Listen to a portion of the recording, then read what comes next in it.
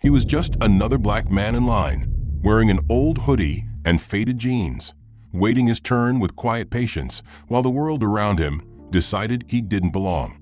They told him to move, accused him of blocking the way, questioned if he even paid for his seat, all with the casual cruelty of people who never imagined their words would matter. But this flight was different. This time, every insult and smirk would carry a cost so staggering it would make headlines sink stocks and send executives scrambling to explain how one passenger they underestimated could bring their empire to its knees.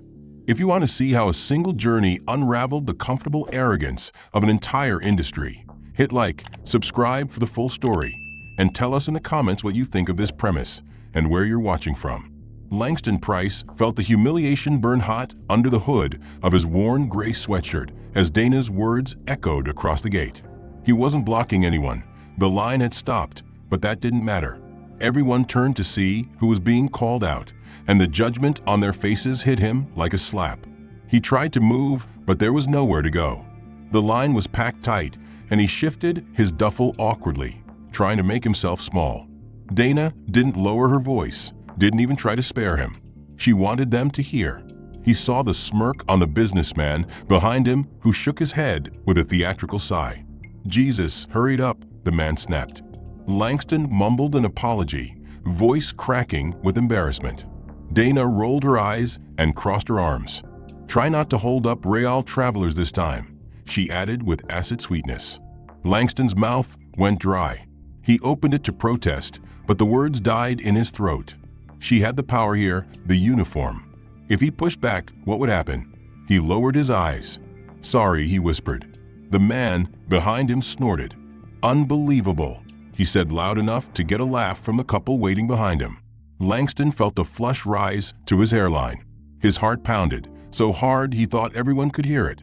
He wanted to vanish. His duffel's worn leather bit into his shoulder as he tried to shuffle forward. The line didn't move. Dana let the silence stretch, the passengers staring. Finally, she snapped her fingers. "Well, move aside if you can't figure it out." He hesitated, caught between humiliation and the sheer stupid logistics of the line. Someone behind him muttered, "Jesus, is he dense?"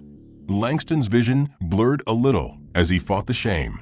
He pressed himself against the barrier, clutching his bag tight. He felt the heat of their stares, the disgust radiating off them like static.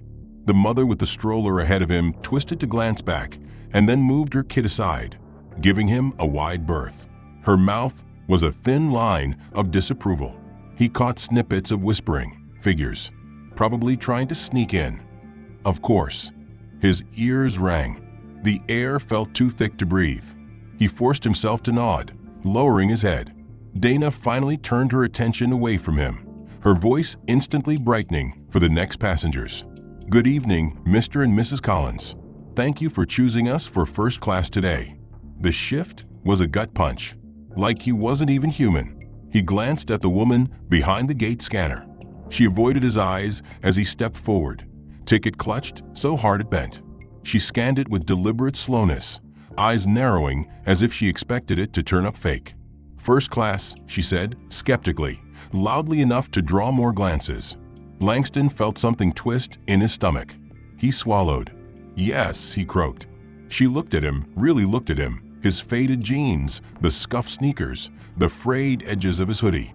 She didn't bother to hide the disdain before handing the ticket back without another word. He took it and moved on. Dana was waiting at the jet bridge entrance. She didn't say anything at first. She just stood there, blocking him, looking him over from head to toe. He felt the weight of it, felt like she was tallying every reason he didn't belong. He opened his mouth, but nothing came out. She huffed. "Well, don't have all day," she snapped. He shuffled forward, but she didn't move aside, forcing him to awkwardly squeeze past her, his bag scraping her arm. She recoiled theatrically, muttering, "Watch it." Honestly, he didn't dare look back. He just walked, feet heavy, on the jet bridge floor. He could hear laughter behind him. One man said, "Bet he's in the wrong class." A woman giggled. Langston's eyes stung. He blinked hard, refusing to let the tears fall. He wasn't going to cry here, not in front of them. He focused on his breathing.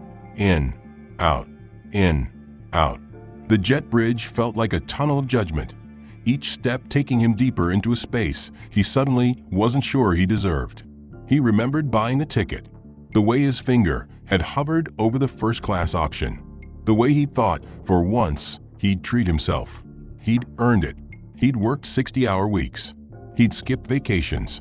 He deserved one flight with a little comfort. But now the ticket in his pocket felt like a fraud, like evidence of a crime he'd committed by daring to be here. At the door of the plane, the uniformed flight attendant gave him a once-over, her smile faltering for a split second before reappearing brittle and fake. "Welcome aboard, sir," she said. It sounded like an accusation. He mumbled a thank you and stepped inside. The cabin smell hit him, fabric and cleaning fluid and stale air. It was supposed to be the smell of success, of luxury. It smelled like a lie. He walked down the narrow aisle toward first class. He felt every eye on him. The suits with their neat briefcases, the older couple holding hands, the mother with a designer diaper bag. They didn't see a fellow passenger. They saw an intruder. His seat was near the front. He tried not to look at anyone, tried to keep his head down. The attendant Dana had followed him in. He could hear her whisper to the other attendant by the galley, "Watch that one. First class." He had just as much right to be here as anyone else. But the conviction was gone. He was going through the motions now, like a man who had already lost the argument but couldn't figure out where to go next. The other flight attendant, a young man with an immaculately pressed shirt and shiny shoes, glanced at him with a polite smile that evaporated as soon as he saw the ticket in Langston's shaking hand. He blinked, took the ticket, and looked at it too long. Langston's fingers twitched against the duffel. He tried to pull back, but the attendant held on, tilting the ticket to the light like it might reveal some hidden forgery. He cleared his throat loudly enough to draw the attention of a woman standing behind the drink cart.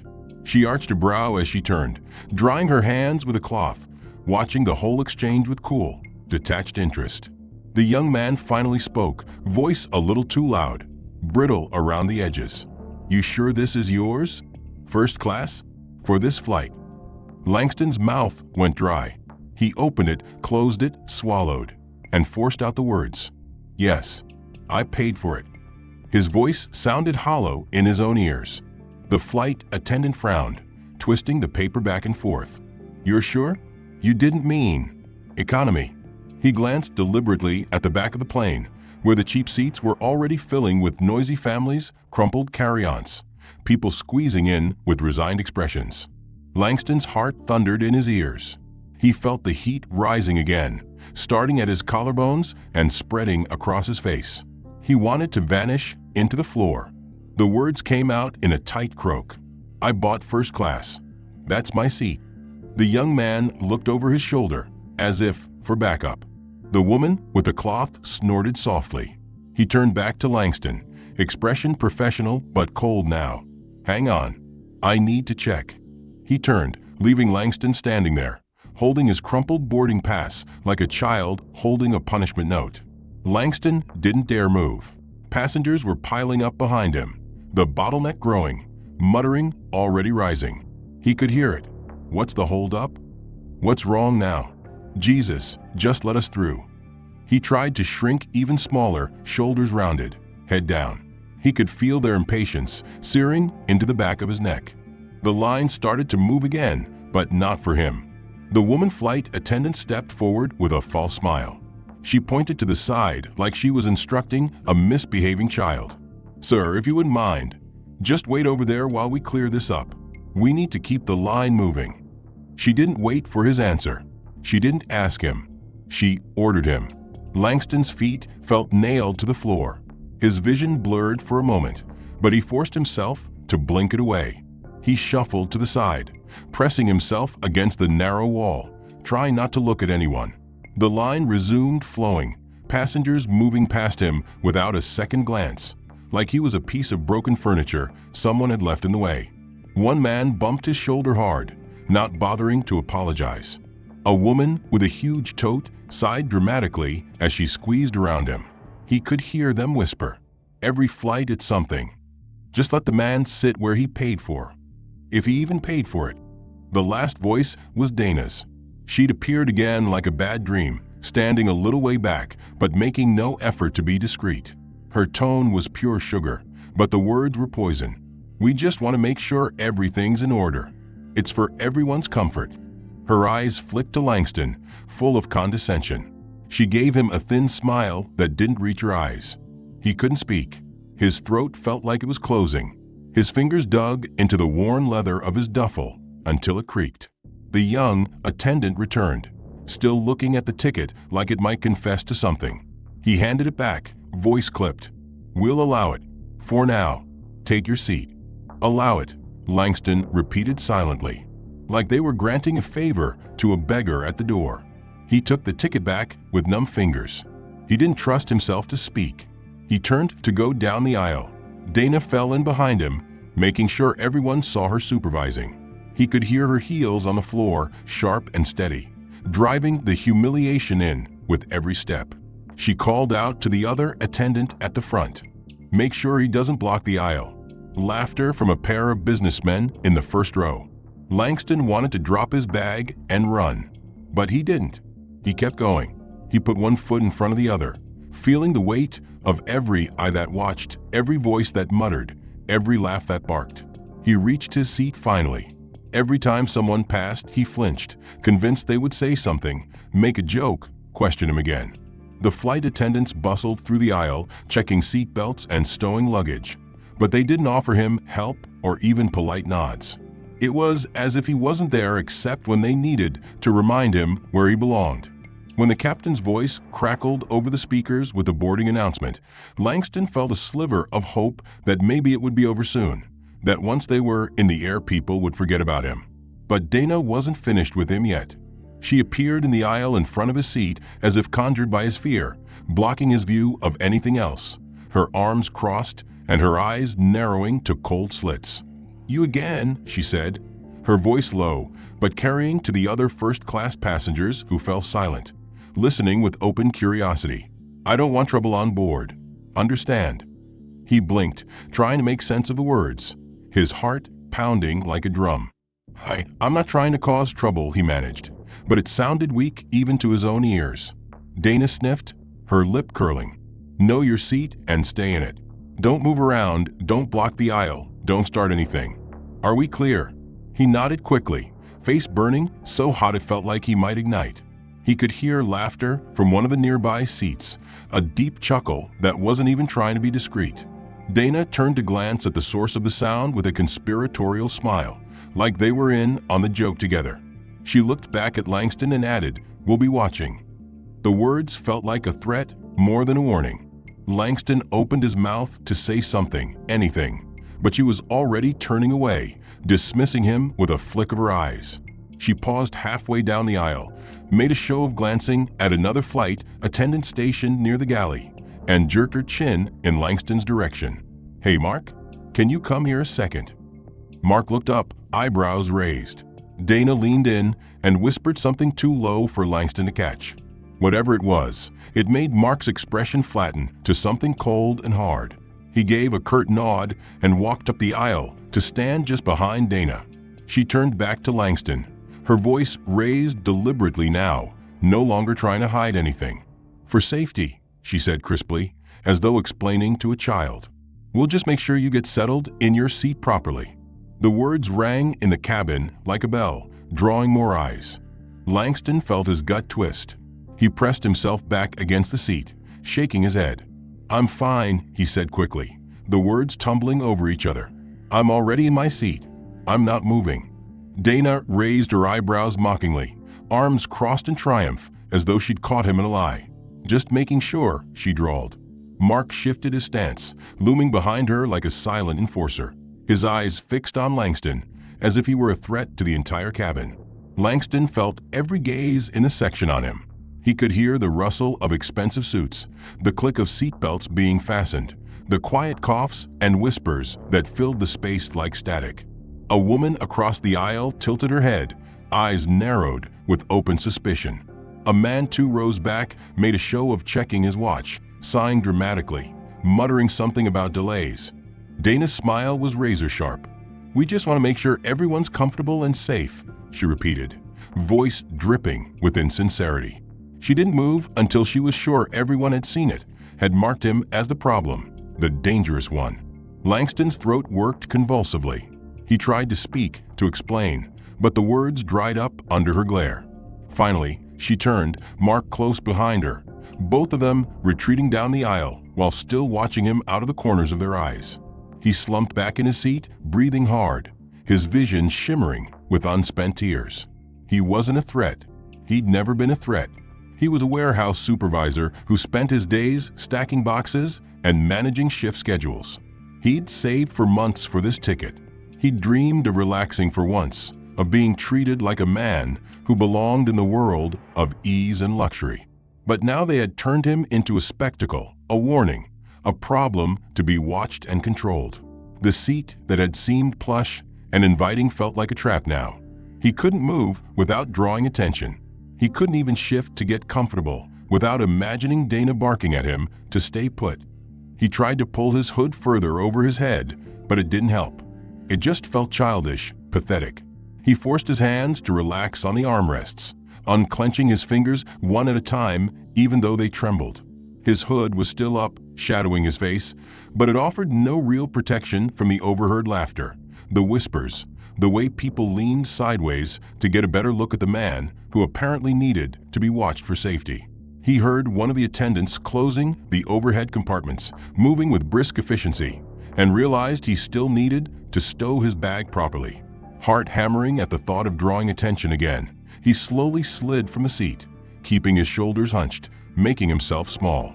He tried to move quietly, not wanting to disturb anyone else, but the duffel was old, the zipper stiff, and it made a small, protesting squeak as he adjusted it on his shoulder.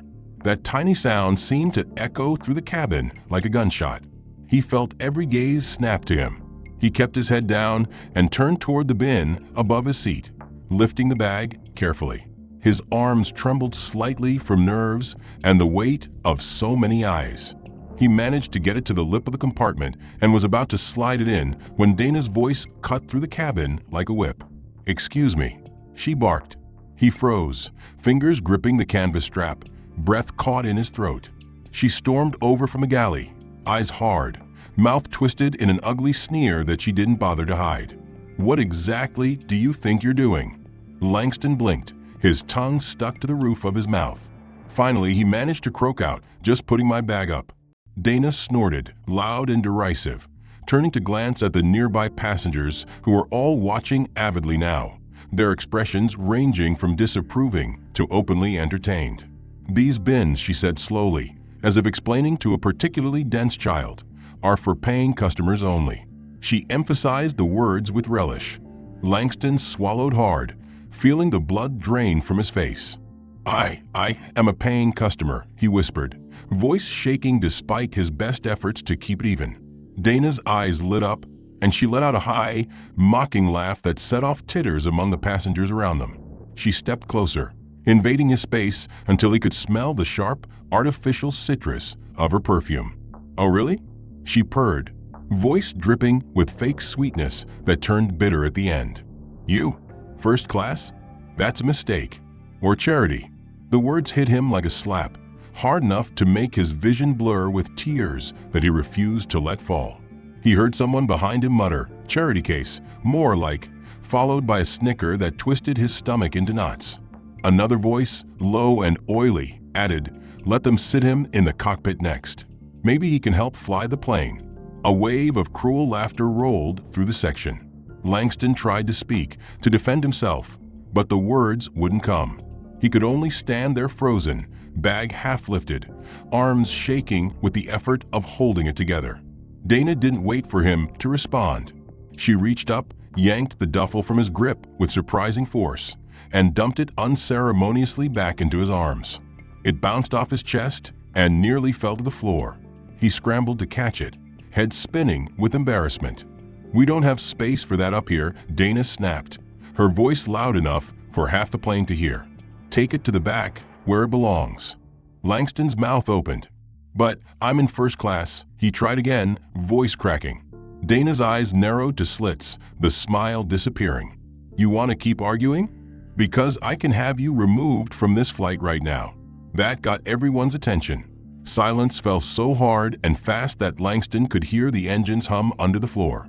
Every head turned, every eye locked onto him, waiting to see if he'd make the wrong move. He felt like a zoo animal, caged and on display for their entertainment.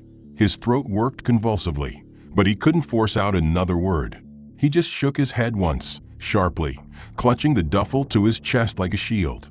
Dana sniffed, satisfied, and stepped back, folding her arms. "Good choice," she said. Then, turning on her heel, she called out to the other attendant, voice honeyed and bright. "Make sure our other passengers are comfortable, Mark. We don't want any more delays because someone doesn't understand how first class works." Mark nodded solemnly, giving Langston a withering look before resuming his checks. Langston felt his knees wobble. He tried to take a step forward, but his feet were heavy, like they'd been set in concrete. Finally, he forced himself to turn, clutching the duffel so hard the old leather squeaked.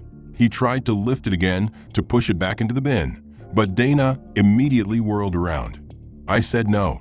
Her voice was ice, absolute and final. Langston's arms dropped. The duffel hit his thigh with a dull thud. He lowered his head so no one would see his face, so no one would see how close he was to breaking. He wanted to scream. He wanted to throw the bag at her feet. He wanted to walk off the plane and never look back. But he didn't. He couldn't. He just swallowed hard and turned away, slowly sinking back into his seat, the bag in his lap like an accusation. As he sat, he felt the eyes shift away from him, satisfied now that he'd been put in his place. The whispers died down, replaced with the rustle of newspapers, the quiet ping of seatbelt signs, the clink of ice in highball glasses. Every now and then he'd catch a flicker of movement in his peripheral vision, someone turning to whisper to their neighbor, someone else giving him a second look, eyebrows raised in that silent question. What is he even doing here? He felt pinned in place like an insect on display. The seat that was supposed to be a reward for his years of work and saving turned into a cage. He wanted to disappear. He wanted to melt into the cushion, sink through the floor, anything but sit there like a child who'd been scolded and sent to the corner. The plane rumbled beneath him as the last of the passengers finished boarding, the overhead bins slamming shut with mechanical finality. Dana's voice, sickeningly sweet now, floated through the cabin. "Welcome aboard, everyone. We're so pleased to have you in first class today. We'll be coming around with refreshments shortly. Please make yourselves comfortable."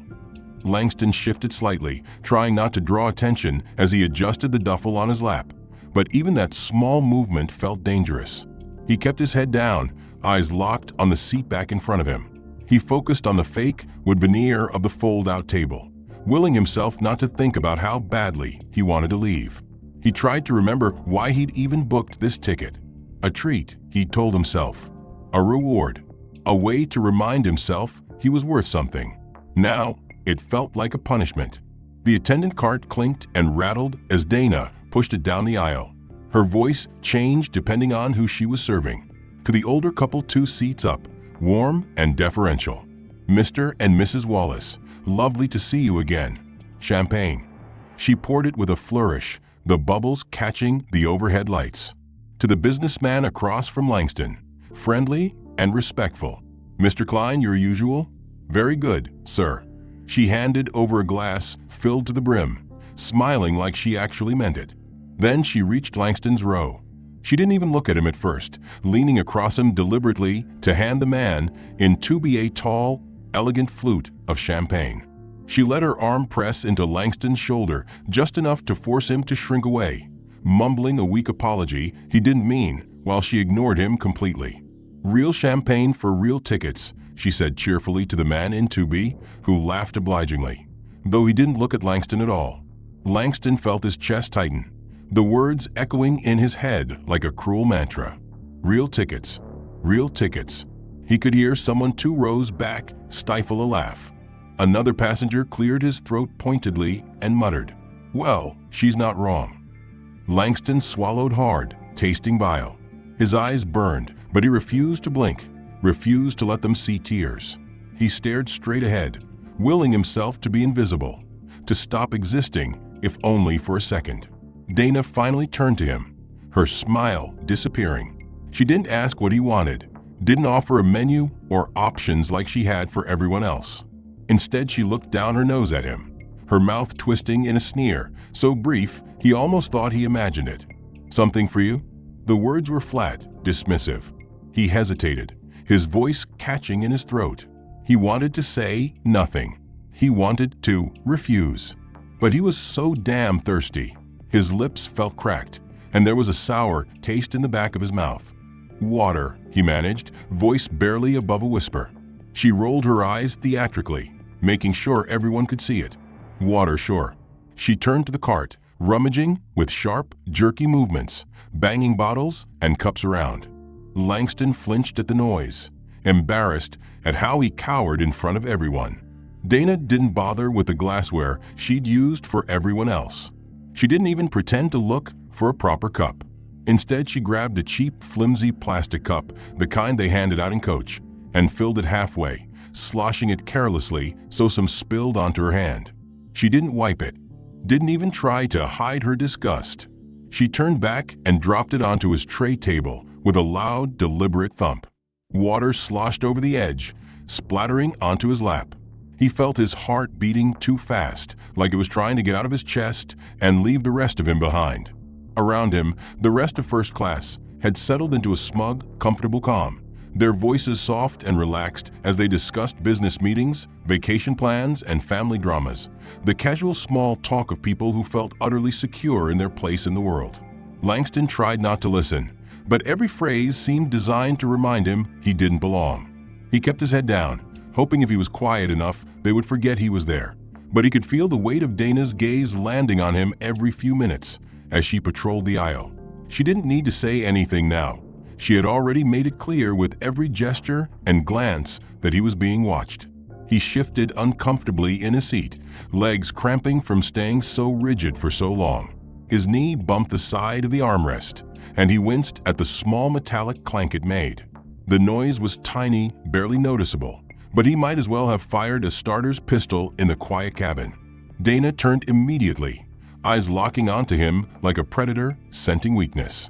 She didn't speak at first, just strode down the aisle with quick, clipped steps, the hem of her uniform brushing against polished leather seats as she passed other passengers who turned to watch with eager curiosity. She stopped in front of Langston's seat, arms crossed so tightly it made her elbows jut out like weapons. He froze, breath catching in his throat as she looked him over from hood to sneakers. "Sit properly," she barked, voice ringing through the cabin. The words sliced through the soft chatter like a knife, leaving silence in their wake. Langston's eyes went wide, his mouth opening but no sound coming out. Dana didn't give him time to respond. She leaned in closer, making sure everyone could hear. "Stop blocking everyone," she snapped, voice full of disgust. "Is that really so hard?" The other passengers went dead quiet, the hush electric with tension. Every head turned. Langston felt the weight of a dozen eyes boring holes through him, judging him, waiting for his reaction. He tried to stammer out an apology, his voice breaking. I wasn't." Dana cut him off with a sharp laugh, icy and humorless. "Oh, you weren't? That's funny, because that's exactly what you're doing. Don't think I didn't see you spread out like you own the place. You're in first class. Act like it." Her words were poison, dripping with sarcasm.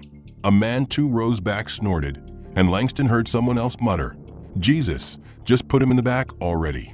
A woman across the aisle shook her head slowly, her eyes full of disgust as she leaned toward her husband. "So aggressive," she whispered, though not quietly enough. "They should have put him with the rest of them in coach." Langston's chest heaved, the words hitting him like physical blows.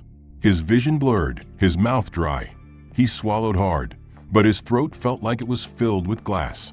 Dana didn't stop.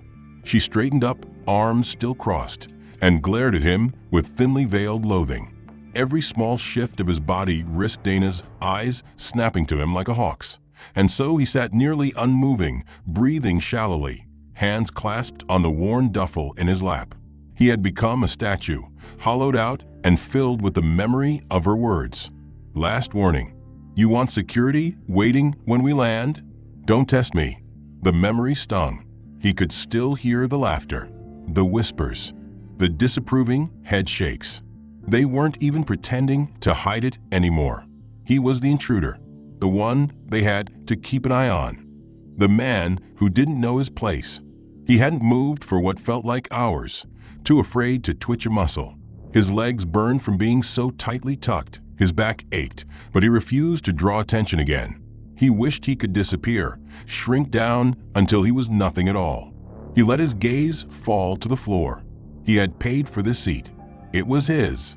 He had earned it with every overtime shift, every missed weekend, every time he told himself that one day he'd treat himself to something better. But none of it mattered. None of them cared. He was an inconvenience, an eyesore, a problem, and Dana had made sure everyone knew it. She had turned the entire first-class cabin into her personal stage to showcase just how thoroughly she could break him down. And he had let her. Because what else could he do? Challenge her? Get dragged off in handcuffs? Watch it go viral online. Him shouting while security manhandled him. Proof to everyone watching that he really didn't belong? That was how they got you. They pushed you until you snapped, then blamed you for it. He could feel the words in his mouth, heavy and bitter, but he couldn't speak them. Not yet. Instead, he forced himself to breathe. In, out. His fingers drummed slowly on the duffel's cracked leather, the only movement he allowed himself. Then the vibrations of the engines steadied out. The cabin quieted. The drinks had been served. Dana was at the front, chatting politely with another passenger, laughing at some mild joke. Langston watched her without turning his head, eyes locked on her polished uniform, the perfect bun in her hair, the practiced smile. She hadn't glanced at him in minutes. It was his only chance. His chest tightened as he waited. He didn't want to do it. He was tired. He wanted to go home.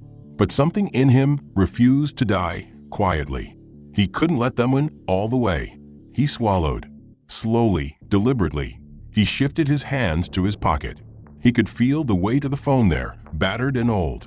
The screen cracked from too many falls on warehouse concrete floors. He pulled it out carefully, feeling eyes shift toward him even for that small movement. He didn't look at them. He didn't look at Dana. He unlocked it with trembling fingers. The screen lit up, harsh in the dimmed cabin lights. He scrolled to the contact he needed, the one marked only with initials. He tapped it. The ringing filled his ear, loud in the silence of his mind. The voice picked up almost immediately. Langston didn't bother with greetings. He didn't have the energy. He spoke in a low, steady voice that carried just enough in the hushed cabin to make nearby passengers lean in, confused, curious, their expressions shifting. "Yeah," he said softly, his tone flat. "Call it off. The deal's off.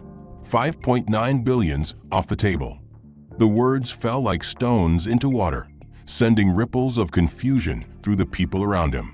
A man in a tailored suit actually turned all the way in his seat to stare at him. A woman clutching a designer handbag frowned, blinking slowly as if trying to process it. A couple 2 rows up shifted uncomfortably. Even the quiet conversations at the front seemed to falter. 5.9 billion. It wasn't the sort of number you said out loud, casually. Langston heard it himself. The weight of it. He felt a strange, hollow satisfaction. He watched Dana. The cabin around him seemed to have frozen after his last words, the silence deep and brittle, ready to shatter with the slightest touch. He didn't move. He didn't speak. He didn't look at Dana again. But he felt her there, hovering up near the galley, pretending to check inventory, stealing glances back at him with a rigid tension in her shoulders that hadn't been there before. She'd lost that easy cruelty she'd worn like a badge all flight, replaced now with something like confusion, and if Langston didn't miss his guess, the first wisps of fear. He didn't enjoy it. He didn't feel triumphant. He was too tired for that. He was too raw, the shame and anger mingling inside him until he couldn't tell them apart. He didn't even want to look at the other passengers. He could feel their stares boring into him the way they had before, but they'd changed too. The laughter had stopped. The smirks were gone. Now they looked at him with wide eyes, their expressions uncertain, speculative. He knew what they were thinking. Was he serious? Was it real? Who the hell was this man they'd spent hours treating like garbage? He didn't give them the satisfaction of explaining. He didn't need them to understand. He didn't want their pity or their too-late respect. He just wanted to get off this damn plane. When the landing gear thumped onto the tarmac, he jumped slightly, his whole body tensing like an animal ready to bolt. The intercom crackled to life with the captain's practiced, polite voice announcing their arrival and thanking them for choosing the airline. Langston nearly laughed at that, the words feeling obscene after everything that had happened. He bit his tongue instead. The seatbelt sign went off with a chime, and instantly people began rustling around him, grabbing bags, chatting in hushed, excited voices, eager to get on with their lives. Langston stayed seated. He didn't want to fight for space in the aisle. He didn't want to risk another brush with Dana or the other attendant who had watched him like a hawk all flight. But it didn't matter, because before anyone could even fully stand, the real chaos began. The door to the cockpit cracked open, and a flight attendant from economy stuck her head in, her eyes wide and frantic. She scanned first class and locked onto Dana. Dana, you need to see this," she hissed, her voice tight. Dana's brow furrowed in annoyance. "What?" she snapped, her voice still dripping with that cold, hard edge she'd used on Langston so many times. The economy attendant just jerked her head toward the jet bridge. "They're here. Like executives. A lot of them." Dana's face rose. Langston watched the color drain out of her cheeks. She turned mechanically, following the other attendants beckoning. The cabin fell quiet, passengers pausing mid-reach for their bags to watch her go. Langston sat still, but his heart began to hammer again, a new kind of tension twisting in his gut. He adjusted the duffel on his lap slightly, his fingers brushing the cracked leather, grounding himself. He didn't know exactly what was about to happen, but he could feel it building like thunder in the air. He heard the murmur of voices just outside the door, raised, urgent. Then a man in a suit burst into view, his tie askew, his face flushed with panic. He didn't even glance at the passengers at first. He zeroed in on Dana. "Where is he?" he demanded, voice cracking with frustration. Dana recoiled slightly. "I don't who?" she stammered. The man's eyes were wild. He gestured impatiently. "Mr. Price. Where is Mr. Langston Price?" Now, the use of his full name hit the cabin like a gunshot. Passengers froze mid-motion, mouths hanging open. The businessman in 2B, who'd snickered all flight, slowly lowered his briefcase, blinking in confusion. He felt the lingering burn of humiliation in his skin, in his muscles, in the clench of his jaw, but it was coated now with something else, a grim, exhausted certainty that there was no going back to silence, no burying what they had tried to do to him under polite acceptance. He had not asked for this confrontation, had not wanted it, but they had forced it on him every time they chose to see him as a threat, a nuisance, an intruder. Every time they snatched his dignity away piece by piece and expected him to say thank you for the privilege. The door at the end of the jet bridge opened onto a wall of flashing cameras, reporters jostling for position, microphones thrust forward like weapons, their questions overlapping in a chaotic chorus. "Mr. Price, is it true you canceled a multi-billion-dollar deal on this flight? Sir, do you have a comment about the allegations of racial discrimination? Langston Price, what message are you sending today?" He didn't stop. He didn't answer. He kept his eyes forward, moving past them as security staff cleared a path for him with stiff, embarrassed professionalism. He heard one security officer mutter, "Jesus Christ, they're going to crucify the airline for this." Langston didn't react. He was done explaining himself. Inside the terminal, passengers spilled out behind him, the first-class cabin disembarking in hushed, uneasy silence. No one was joking now. No one was rolling their eyes at the delay or making snide comments about him knowing his place. They all knew exactly what place he held now, and it wasn't one they could dismiss anymore. He heard them whisper to each other in hushed, anxious tones. "That's the guy. He's the reason the stock's tanking right now. My God, did you see the CEO out there? They're begging him to change his mind." Dana followed last, her usually crisp posture sagging, her face pale and drawn. She kept her head down, trying to avoid the cameras, but she wasn't fast enough. A local news crew pivoted instantly, camera light flaring to capture her, the reporter barking, "Ma'am, is it true you harassed the airline's biggest client? What do you have to say about your behavior?" Dana flinched as though slapped, turning her face away, one hand coming up to block the camera, her voice cracking with fury and fear as she snapped, "Get that out of my face." It was just a misunderstanding. Her words didn't matter. They were already on camera, already uploaded and shared, already dissected and condemned by millions online who watched and judged from afar. Just a misunderstanding. Langston almost laughed at that, a brittle sound he kept contained behind tight lips. He knew exactly what kind of misunderstanding it was, the same one he'd lived his whole life, the same one people like Dana never seemed to question until it threatened their paychecks, their reputations, their carefully constructed illusions of fairness. As he walked, the terminal TV monitors blared the breaking news in bold, lurid graphics. Airline loses $5.9 billion fleet deal over racial discrimination allegations, the headline read, with a split screen of the airline's logo and a photo someone had taken of Langston on the plane, his face shadowed but unmistakable. Below that, a red ticker scrolled breathlessly. Stock plummets 19% in early trading. Analysts predict further losses. He kept walking, ignoring the cluster of men in expensive suits just off to the side, their heads bent together in frantic, whispered argument, their phones buzzing with nonstop alerts. One of them glanced at him with naked hatred before quickly looking away, as though afraid of what meeting Langston's eyes might cost him. The gate agent who had sneered at his ticket before boarding stood by the desk now, her face pale, eyes wide and glassy with shock.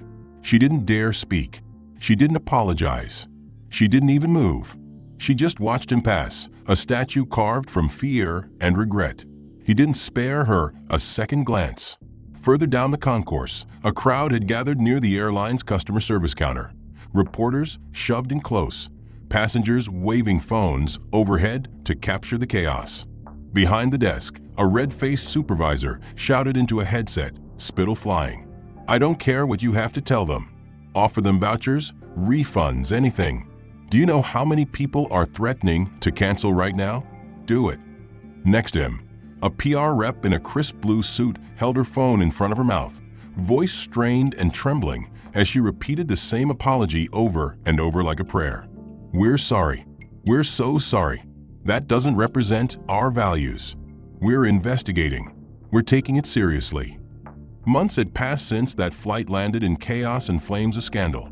Months since Langston Price walked out of the terminal and refused to look back even as the airline's brand collapsed in on itself under the weight of public rage, falling stock prices, and class action lawsuits from shareholders who demanded to know how such an isolated incident had wiped billions from their market cap overnight. The news cycle had been merciless. Every humiliating second of that flight recorded on passenger phones had been played over and over on television and social media, dissected by talking heads who shook their heads solemnly while describing the open, casual cruelty in Dana's voice as she threatened Langston with security or denied him even a glass of water without mockery. The airline CEO had issued apology after apology on camera, hair rumpled and eyes bagged from endless strategy meetings, insisting they would do better, that this did not represent our values, while behind him furious investors demanded firings, reforms, and explanations for the now historic collapse of the $5.9 billion deal that had been all but finalized until Langston's calm, damning phone call killed it dead. The company rebranded. New slogans plastered across terminals in bright, desperate letters. "We see you. We welcome you." But no one forgot why they needed that reminder. Their reputation was stained, and no amount of marketing spend could bleach it away. Dana found herself fired before the flight had even landed back in the hub city. There had been no official statement naming her, but the clips circulating online made her instantly recognizable. She couldn't leave her apartment for weeks without facing shouting protesters or quiet, disgusted stares. Even at the grocery store, an older black woman with tears in her eyes had come up to her and whispered, "Shame on you," before walking away without waiting for a response. Dana lost everything she thought mattered. The uniform, the steady paycheck, the illusion of importance that came from enforcing the rules in first class.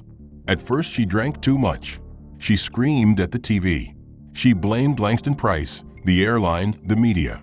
She insisted to anyone who would listen that it wasn't racism, that he'd been difficult, that he hadn't acted right. But eventually, there was no one left who wanted to listen, so she went quiet. One day she got up, looked in the bathroom mirror, and didn't recognize the woman there. The cruelty that had seemed like power now looked like sickness. It didn't fix anything. She'd been humiliated, and she realized with a creeping, unwanted horror that she'd earned it, that it was fair. Months later, when the savings ran out and she couldn't pay rent, she took a job at a local shelter that helped new immigrants settle into the city. No one there cared who she had been. They needed help explaining bus routes, filling out forms, getting from one side of the airport to the other without missing a flight. Dana didn't wear a uniform anymore. She didn't bark orders. She sat in folding chairs beside people who spoke halting English, drawing careful diagrams on scrap paper. She listened. She answered questions. She taught them how to navigate an airport without fear. When someone hesitated, worried about doing it wrong, she felt the old heat rise in her face. She remembered Langston Price's expression as he tried to apologize for blocking a boarding lane. She didn't tell them about the flight. She didn't mention the cameras. But when they looked at her for permission to belong, she nodded, voice quiet, avoiding their eyes. "You're allowed," she'd say. "You have a ticket. You can go anywhere." Meanwhile, the airline, battered and desperate to salvage what was left, launched a mandatory anti-bias training program. The HR videos that employees once watched half asleep were replaced with interactive, humiliating modules that forced them to click through real footage of Langston's treatment. They couldn't skip past it. They couldn't pretend it hadn't happened. Senior staff faced open forums where passengers who had been in first class that day testified about what they'd seen, the shame in their own complicity. The training wasn't perfect. Some employees mocked it behind closed doors. Others quit rather than sit through the woke propaganda, as they called it. But enough stayed. Enough learned. At the airline's training academy for new pilots, the captain who had once let Dana's abuse stand unchecked returned with a new title: instructor. He didn't wear the captain's hat anymore. He wore a simple badge that just said guest speaker. He didn't smile much. When he got to the last slide of his mandatory lecture, he looked out over rows of young, nervous recruits in brand new uniforms. He cleared his throat. "We cost our company $5.9 billion, he said, "because we forgot one rule." He clicked the slide. A single sentence appeared on the screen: "Everyone deserves respect." He let the silence stretch until the fidgeting stopped, until they all sat frozen and uncomfortable. He wanted them to remember that feeling. When he dismissed them, some shook his hand. Some just nodded. One young black trainee stayed behind and asked if it was true what they'd heard, if it had really been that bad. The captain didn't lie. He told him yes. He told him it had been worse. He told him he had failed to do anything. And the trainee didn't look smug. He didn't laugh. He just nodded solemnly and said, "I won't let that happen on my plane." The airline would never fully recover its old image of luxury and exclusivity. But over time it grew something new. More honest. More careful. Less smug. It took years. It cost them billions. But they started seeing people as people again. Langston Price never flew with them again. He didn't need to. He wasn't looking for an apology or free upgrades or press conferences. He'd said what he needed to say with one phone call. He went back to work. He spent time with his family. He saved for things that made him happy. And sometimes, late at night, he remembered the hush that fell on the cabin when Dana realized who he was. The way power changed shape in that moment. He didn't smile when he remembered it.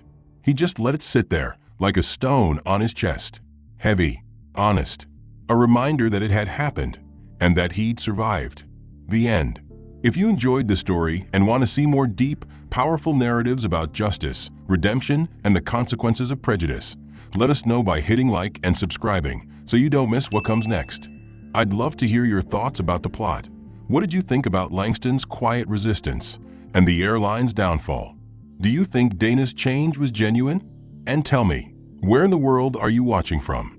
Drop it in the comments so we can see how far these stories travel. Your feedback and ideas help shape every new chapter we tell.